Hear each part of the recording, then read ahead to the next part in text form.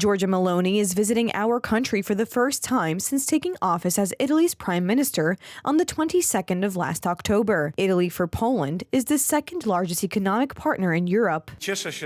I am glad that Italy, although distant from Russia from Ukraine, understands so perfectly what is happening there. They feel how important this is for the future of Europe. This is what Giorgia and I explained to each other and agreed on a while ago. Some people have succumbed to various illusions and still do all the time in Europe, but the Italian government and our Polish government look at these problems identically. We are supplying weapons together. We talked about more arms deliveries to Ukraine so that peace would come as soon as possible, so that stability would return, so that we could develop normally. From the very beginning of the invasion, we supported Ukraine financially, militarily, and through humanitarian aid. To the full absolute extent, Ukraine knows that it can count on us, and Poland knows that it can count on us. So another reason why I'm here is to remind and emphasize that in the face of the Ukrainian conflict, Poland is the border, and it is we who have to thank Poland for the exceptional absolute work it is doing for Ukraine. Giorgia Meloni's invitation to Warsaw is part of a broader diplomatic offensive that Polish head of government Mateusz Morawiecki and President Andrzej Duda have been conducting for several days. The aim of the meetings with the country's leaders is to urge increased and accelerated supplies of ammunition to Ukraine. Previous efforts by Polish diplomacy have proved successful. It was Poland that first proposed giving Ukraine Patriot missile systems or sending German Leopard tanks as part of an international coalition of countries.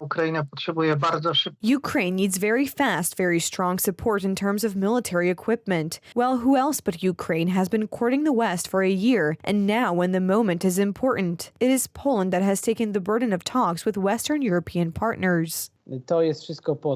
This is all so that those countries which have large production capacities when it comes to armaments, such as Germany and France, so that they too feel obliged to provide this assistance, so that they don't wriggle, don't slow down all these activities. The Italian Prime Minister's declarations about providing further forms of support to Ukraine show that the narrative of the Polish opposition, which accused the Italian government of favoring Russia, is false. Giorgia